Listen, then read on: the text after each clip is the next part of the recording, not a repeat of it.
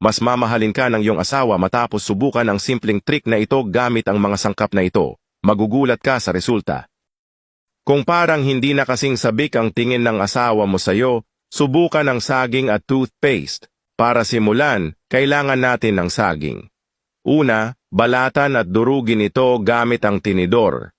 Siguradong titingnan ka ulit ng iyong asawa sa espesyal na paraan na nagbabalik ng nawalang kislap, kaya bigyang pansin ang mga sangkap at paano ito gamitin.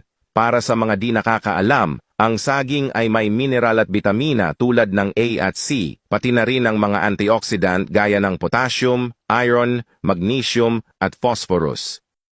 Nakatutulong ito sa linis at puti ng balat. Pagkatapos durugin ang saging, idagdag ang 1 kutsara ng asukal. Sunod, idagdag ang 1 kutsara ng toothpaste, puti o may kulay.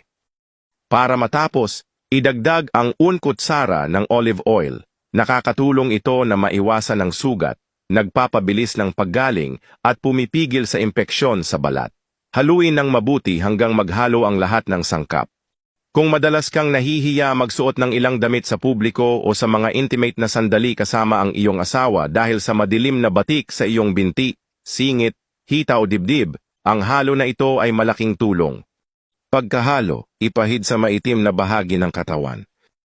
Paano gamitin? Ilapat ang halo sa mga maselang bahagi tulad ng singit, binti, at sa pagitan ng mga suso. Hayaan ito ng hindi bababa sa 15 na minuto. Pagkatapos, hugasan mabuti ang mga parte. Mapapansin mong mas malambot at kaakit-akit ang balat mo.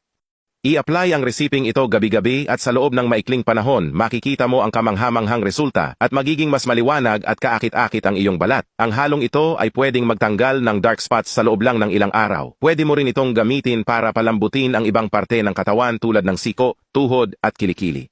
Kung pande ka, ibig sabihin ay nagustuhan mo ang video. Kaya't ibahagi ang tip na ito sa mga kaibigan at pamilya.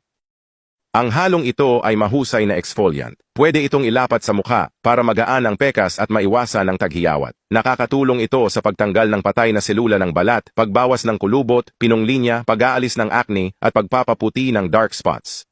Tatapusin ko na. Sana nagustuhan ninyo.